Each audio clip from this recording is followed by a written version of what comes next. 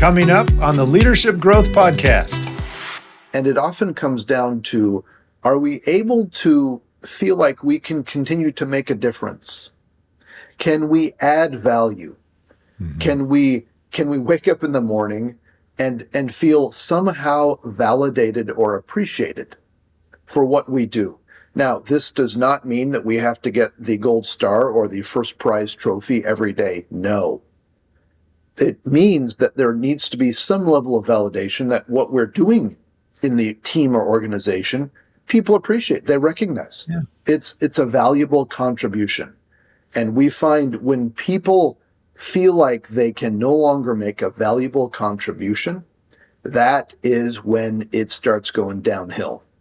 And people can then start self-doubting themselves. Mm-hmm. They can then start impacting their ability to actually make a difference in the future. And again, the intensity and the duration, the frequency of these factors are also things to consider.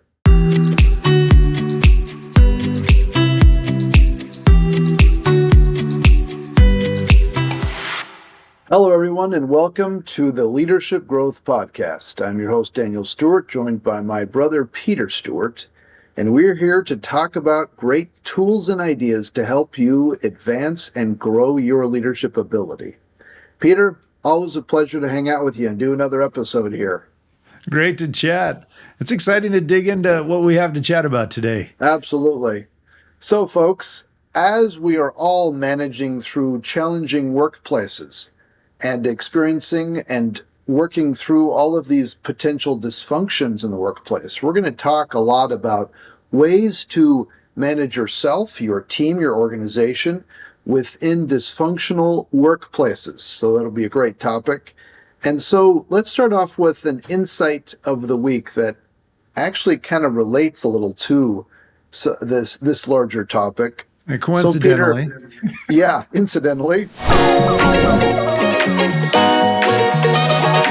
So here's an interesting insight that I'll share. And Peter, it sounds like you have a follow-up insight that you can add to this as well. Several weeks ago, I was learning about bison and cows. That's right. You might be like, what in the world were you doing? Nonetheless, I was learning about bison and cows, and I learned that a very particular, unique behavior that bison exhibit. So that as the bison are out grazing and they see a storm coming, they actually will start heading toward the storm to go through it. Whereas cattle, when they see a storm approaching, they go the opposite direction. They are going to go away from the storm. And you sit back and you think, all right, what would be an intuitive instinct for some of us, and maybe for some of us, it's, oh, there's a storm coming. We're running away from this. We're going to seek shelter. We're going to get out of this. That's what the cows try to do.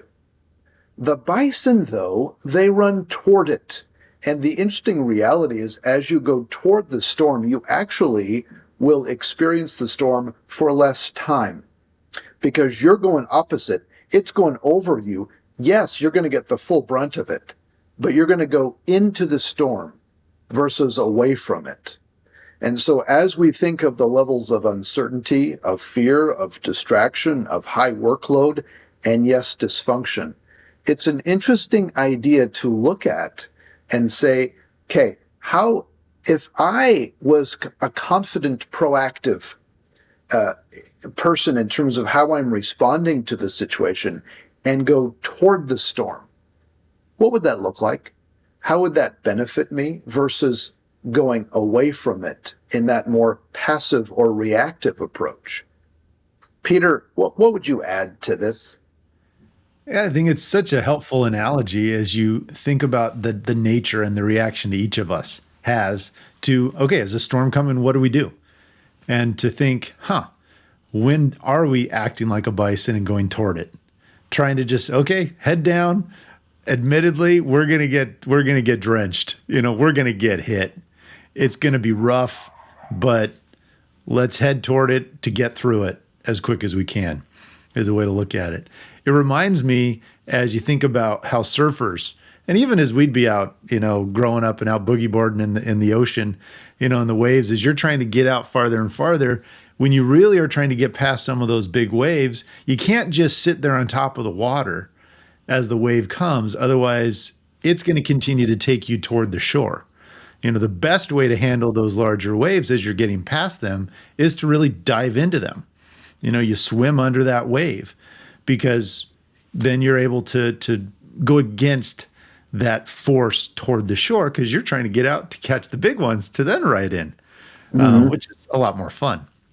So I think it's a similar perspective of how we are viewing adversity, how we're viewing challenges, how we're viewing those storms of life that are coming ahead. Are we taking that proactive or more reactive approach to it? And there may be times where both are necessary. We want to consider that. We're not saying always go head first into it, but it's recognizing what's our tendency, and are we overusing one of those methods? Sometimes it may be good to act like a cow, but how often are we really acting like that bison?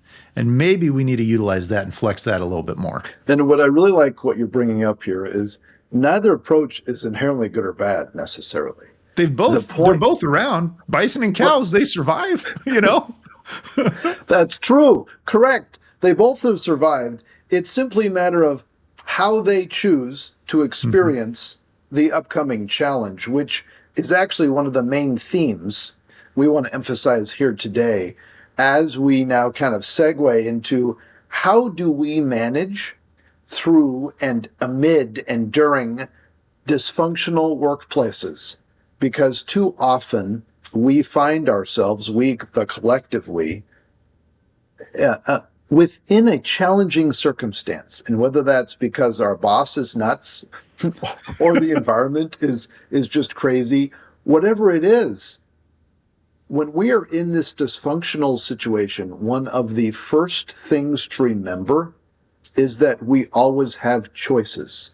And it's remarkable as humans, when we get stressed, when we feel like things are out to get us, or we don't feel safe for any reason, we can suddenly get into this place where we think we do not have as many options as we maybe actually do. And we start to narrow our focus, and we think, oh, we either have to do one or two, A or B, X or Y, or sometimes not even that, it's A, or it's B, or it's X, or it's Y option. And instead sitting back and saying, wait a minute, what really are my choices? What are my physical choices? What are my mental choices? What are my emotional choices? We have far more choice than sometimes we give ourselves credit for, as we're seeing the storms approach and as we're in the middle of them. Yeah, it's true as we think about this scenario of keeping our options open, assessing those amongst dysfunctional situations. And I think even as we dive into working through what are skills, what are some coping skills, ways in which we're able to manage these dysfunctions, let's kind of talk about what a dysfunctional workplace is, like what we really mean by that. Because everybody's going to find stress, know, in a work environment. And the real difference between a challenging or even a difficult or a stressful workplace environment as opposed to a dysfunctional one is really the frequency and the intensity and the chronic nature of the challenges. Which is not just, oh, every once in a while someone comes in and has a bad day and they're yelling at somebody. It's like, okay, yeah, that happens. We're talking about chronic patterns of behavior, which are more the norm than the exception, in which it could, very much it's could be politics. It could be just the culture of the environment. It could be particular individuals and the demands. It could be just the fluctuations in the changes that are happening, in which it just creates an environment where it's unpredictable. And that's hard to know, well, what am I supposed to do? How am I supposed to manage? And you keep moving the goalposts on me every single day. And it doesn't matter what I do, whether I try or not, I'm not making progress. And that would be an example of a dysfunctional environment. But the beauty of all of these kind of skills or techniques or tips to get through a dysfunctional environment they also help with those more acute, challenging situations. So I think it's good to clarify, we're talking about really chronic dysfunction, but if you're like sitting here wondering, am I in a chronic dysfunctional work environment or am I just really stressed right now? Yeah, you could dig into that more, but odds are these are going to help you in both scenarios. Yeah, it's a good point. And this intensity and frequency, and then Yeah. how it's also impacting you, because Mm-hmm. that is also a factor. Because we've been in various circumstances, and any of us have been, and for some folks, the situation is untenable. And for others, somehow they're able to reframe it or they Mm-hmm. see it differently in some ways and they're Yeah. able to perform and be okay. So it's this how this reacts to us. And it often comes down to, are we able to feel like we can continue to make a difference? Can we add value? Mm-hmm. Can we wake up in the morning and feel somehow validated or appreciated for what we do? Now, this does not mean that we have to get the gold star or the first prize trophy every day. No. It means that there needs to be some level of validation that what we're doing in the team or organization, people appreciate, they recognize. Yeah. It's a valuable contribution. And we find when people feel like they can no longer make a valuable contribution, that is when it starts going downhill.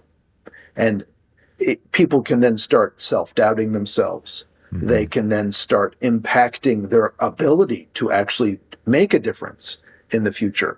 And again, the intensity and the duration, the frequency of these factors are also things to consider. And you're bringing up my favorite three variables to track as you're looking at all behaviors. And this goes back to my training as a psychologist, as we're working with therapists. Everybody reporting symptoms or challenges or struggles, you monitor the intensity of what they're experiencing, the frequency, how often things are occurring, and the duration, when they occur, how long they last. And it's just a really helpful framework as we're assessing our environment and things around us. And so as we're looking at trying to keep the options open and Yeah. assessing that situation, I think another key thing to do is make sure you continue to own your own reaction. As my dad, our dad, as we talk about it, one of the gems he always said is the true test is how we respond to a scenario, to a situation.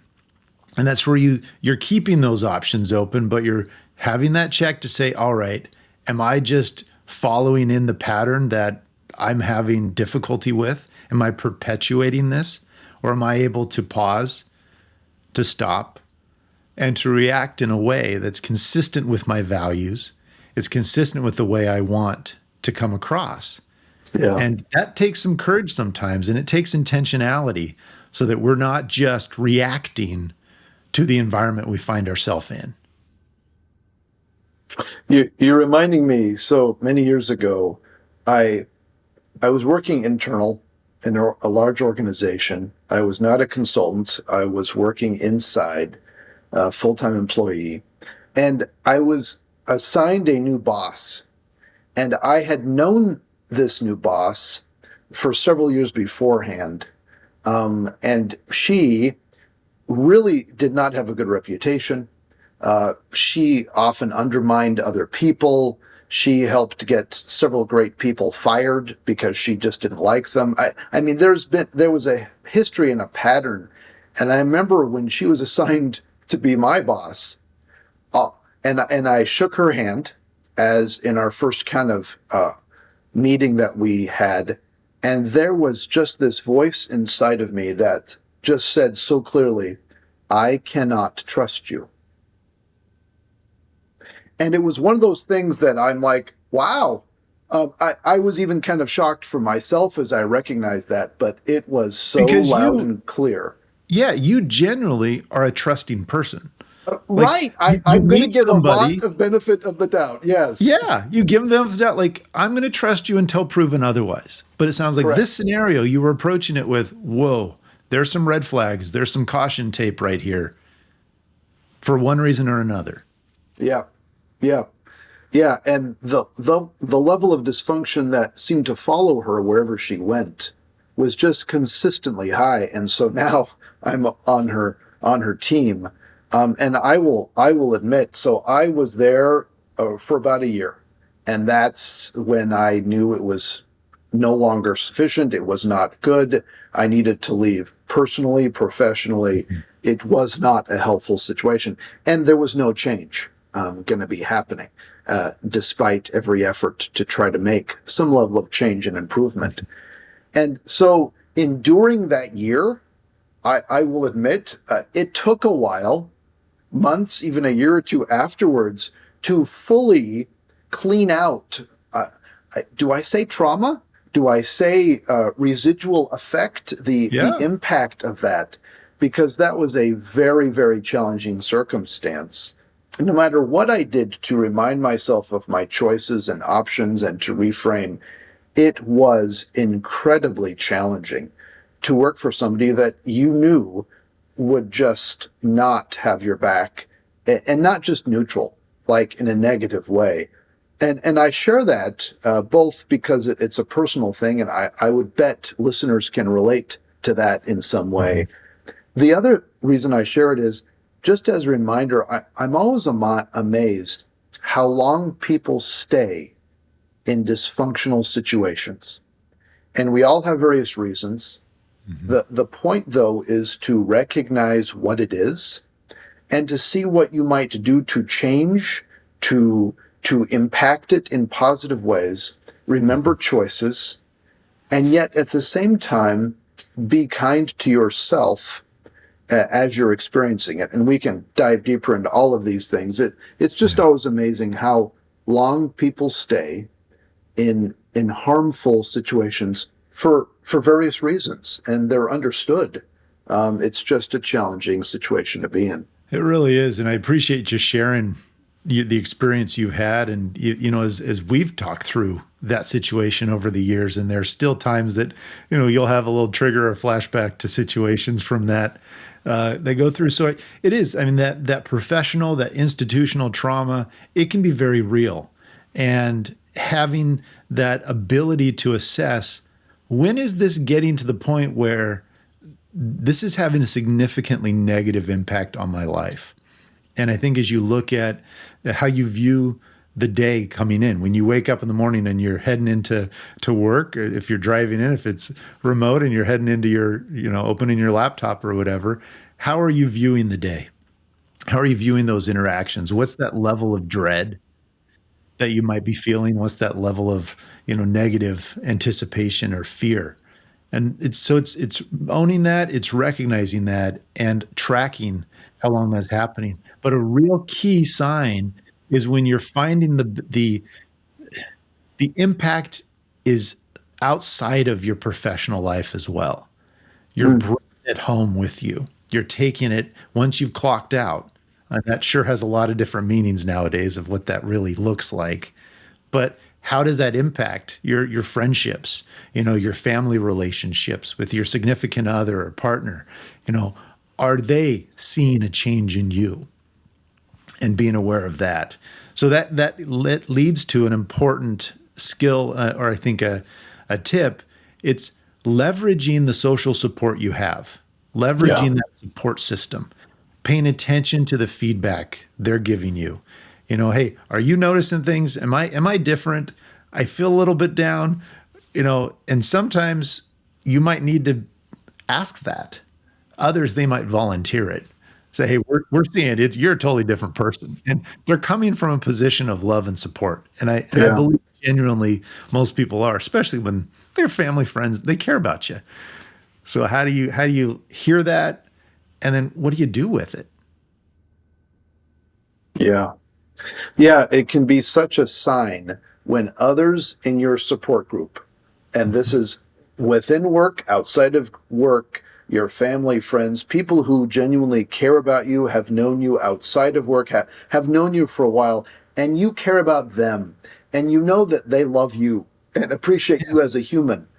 When you start hearing indications from them of concern, And you start seeing, again, the intensity and duration and frequency of the level of concern that people have Yeah. of you for you is a large indication for you to pause and to reflect and to say, wait a minute, is this situation helpful? And maybe for a short time, okay. The Yeah. question is that the longer term that you would like?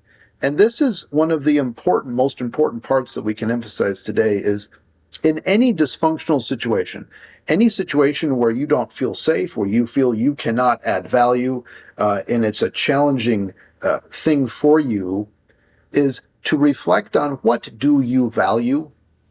What Mhm. are those things that are most important to you in your life? And how are your values matching up with your current situation? Yeah. And if they don't match up, is there a realistic plan or approach to get them lined up in the relatively near future? Mhm. If there is not a plan, if there's not an approach, if there's not a level of confidence to line them up, then there are things that you might want to question. You might want to consider options. You might want to reframe. You might want to talk. You might want to have direct conversation. All of these things, yes, yes, you may need to run into the storm instead of away from it, or at least consider these various options. The bottom line, though, is this is an ideal time to assess your values. What do you consider to be important? What are your long term goals? Mhm. And how do those line up with your current situation? Critical self assessment piece. Yeah. It really is. And everybody's situation is different. And we're not going to make a blanket statement, of this is what is a sign of dysfunction for you or this, because you know your situation. And we're encouraging you to be intentional and thoughtful about what that situation is and the level of impact it's having on you long term, not just in the near term. And okay, is this something that 6 months from now may be getting better? Well, Yeah. set yourself that benchmark. Be very clear on what that is. And what are those signs of, nope, this is too much? It doesn't matter what the numbers on that paycheck are, it ain't worth it for me. And that's term. It's breaking that golden handcuff sometimes and that fear of, well, I may not find another opportunity, or this is going to kill my professional journey, or there's a lot of reasons we can come up with. We're really good storytellers, as we've highlighted a few times on the podcast, of reasons why we should do what we do or stay where we're at. But it's looking at it. And so as you're highlighting, Daniel, of going through those values, those circumstances that mean so much to us, that's a way to rationally lay out a scenario where sometimes we might not be trusting our emotions. We might be feeling like, okay, our emotions are taking over. And am I thinking too much with my heart instead of my head? We're pointing out a way in which you can help engage both to Yeah. make a good decision. And building on the support network as well, as one's own stress increases, it's harder and harder for us to have a realistic viewpoint of our own circumstance. And Yes. that's where it's so valuable to have somebody else, a trusted person, to be able to get their perspective to help gauge how far off we are from understanding our own circumstance. Because Mm-hmm. we have blind spots, and I don't care who you are, we all have them. And somehow, when we become stressed, when we do not feel valued, these blind spots become really, really pronounced, and they can cover up all sorts of things.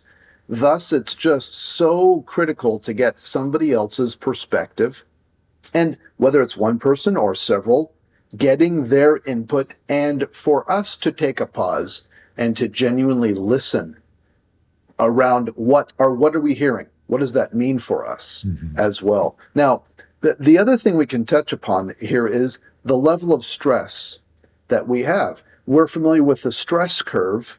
And if any of you are unfamiliar, you can just Google and look it up. But there's this interesting parabola, kind of a bell curve approach, where there is a healthy amount of stress that we actually need and want. And Mm-hmm. that may vary for each person and the circumstance, how much. The point is to embrace a certain level of it.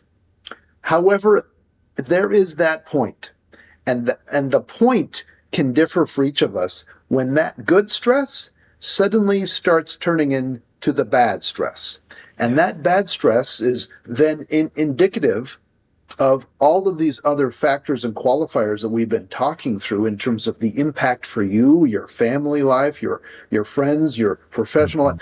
What is it now doing to you? And are you out of whack with your values? Are you out of whack with taking care of yourself and showing up as your best self? Once it starts getting into that bad stress, unhealthy stress, another indication where you can have a timeout and to reassess. Again, is it temporary? Is it how often? How long does it last, etc.? Yeah. The technical terms as you're going up that stress curve, the good stress is referred to as eustress, EU stress, eustress. And as you peak and it stops having that positive benefit, it's referred to as distress. And so that's when you get in that state of distress. And it's not helpful at all. And you're spot on in terms of it's different for everybody, but it's looking at where we're at, taking that assessment so you can look at it. So what, as I'm sitting here and I'm working for an organization, as I'm listening to this and I'm thinking, oh, well, it really is with my manager and my team. It's just the culture. I'm not feeling like it's a good fit. It's just this dysfunctional for whatever situation, whether it's just this old boys club or whatever it is, I'm not fitting in and it's having a negative impact.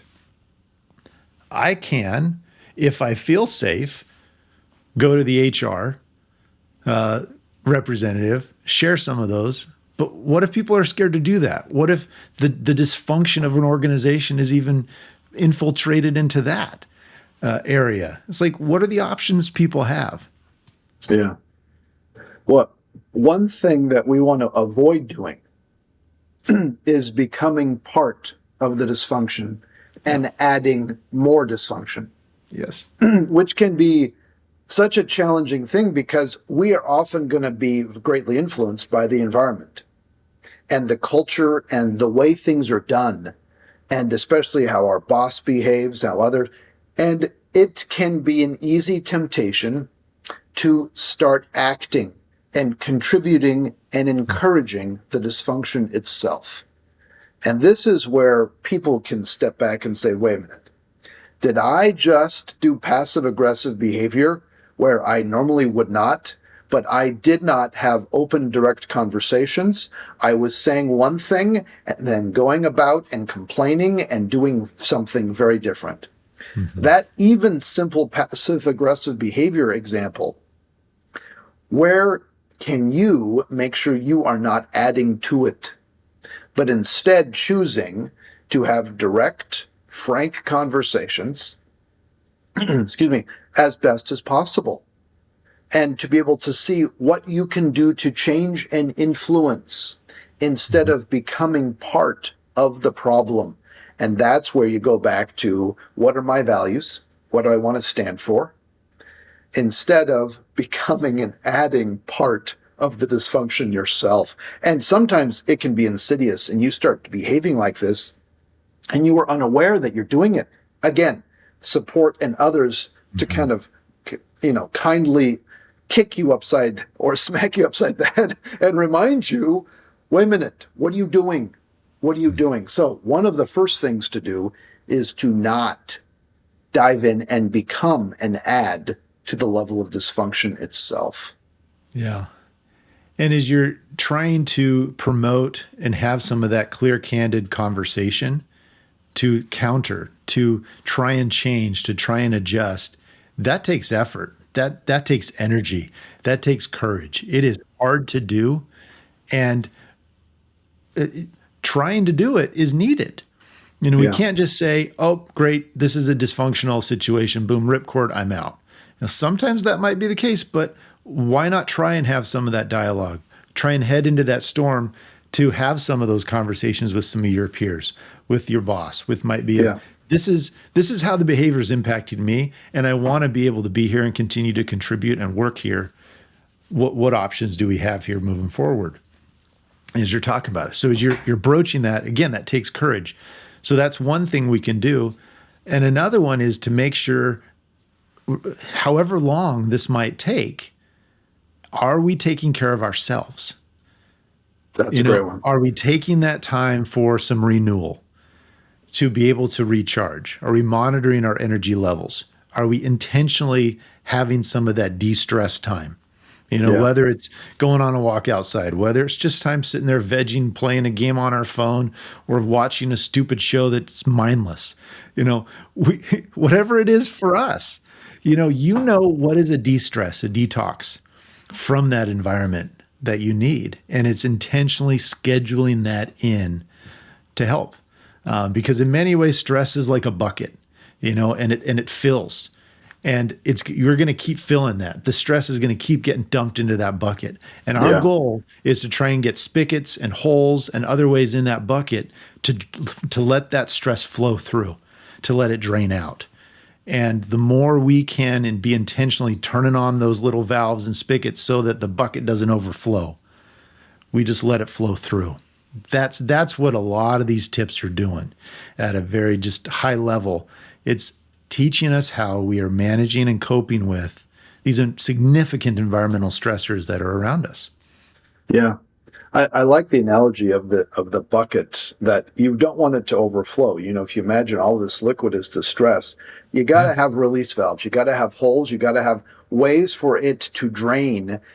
Versus if we keep collecting, if we just keep pulling it on ourselves, instead of having any way to renew ourselves. And again, the movement idea, exercise, sleeping, eating well. Once those habits start becoming really affected, and not just for a day or two, but for weeks and weeks and months, they will start impacting you and your ability to decide and show up as your best self. And so it's working in these periods or these activities of renewal. And even if it is simply breathing, taking a pause every hour for a minute. Yeah. This is one of the reasons we've implemented this 7-day challenge, Stress Less, Lead More 7-day challenge. That if any of you want to do this, please, we'll put a link in the show notes. You could do this on your own. 7 days of building in practices that will help you manage stress and uncertainty in different ways. Now, you might try some of these activities and you might say, this doesn't fit for me, but one or two others really, really help. Fantastic. And this is not like earth-shattering things. The tricky part is to actually just do it, to get enough sleep, to be able to have social interactions, to have regular movement or exercise in your life, to be able to be grateful and express gratitude and appreciate. These are fantastic things in small doses to building those habits to be able to help us manage the stress of any circumstance. Yeah. And as you own it and as you recognize and are intentionally striving to cope with it, all of these techniques can be very helpful. And as we're wrapping this up, I think it's helpful to distinguish between burnout and stress. And the key differentiator is a lack of hope for any change. There is no light at the end of the tunnel with burnout, and there's no hope. So as you find yourself in a situation of high stress, of dysfunction, it's setting a benchmark down the road of what you hope or need things to be at in order for you to maintain. It's that check-in point. Because we have a tendency to just kind of keep going on and on and on. And many of us, we'll avoid those confrontations. We'll avoid the significant change because it's the unknown, because we just aren't sure what's going to happen. So sure, this is a bad scenario for me, but how do I know I'm going to find a better one? What does that next one look like? What is it? But as you set that benchmark, that check-in point in the calendar in 60 days, in 90 days, in 3 months or whatever down the road, this is what I need to start seeing to know if this is going to work out here. And that will give you that shorter time frame of, okay, I just got to get through these next 90 days. Psychologically, we can cope with that a little easier. And this is what I'm going to try and do to get there, and then reevaluate. Yeah. Great point. And to all of our listeners, we have a workplace survival guide that we will be able to put a link to in the show notes, or you can go to stewartleadership.com and look it up under the resources. There are a number of resources there, articles, etc., that can help you manage a dysfunctional situation. We care about you, and we want to help support to enable you to be the best leader every day for yourself, for your organization, for your team. It matters how you show up and how you take care of yourself. So, Peter, as we're finishing up, what's the one thing, the one takeaway that people should keep in mind as they're managing in a dysfunctional workplace situation? The most important thing is one of the points we started off saying. When you find yourself in a dysfunctional situation where you feel like you're trapped, you have choice. You always have choice. There are always options. And if you can't identify those, reach out to others who can help, help you recognize what those might be. You are never without a choice. Yeah. Well said. Peter, thank you. Always a pleasure doing another episode with you. And to all of our listeners, thank you for joining us. Please like and subscribe. And as well, if you have ideas that you'd like us to talk about in the future, please email us at podcast@stewartleadership.com. We'd love to hear from you. Well, this is Daniel and Peter signing off. Another great episode of the Leadership Growth Podcast. All the best to all of you as you continue to improve and strengthen your leadership capability. Take care, everyone. If you like this episode, please share it with a friend or colleague. Or better yet, leave a review to help other listeners find our show. And remember to subscribe so you never miss an episode. For more great content, or to learn more about how Stewart Leadership can help you grow your ability to lead effectively, please visit stewartleadership.com.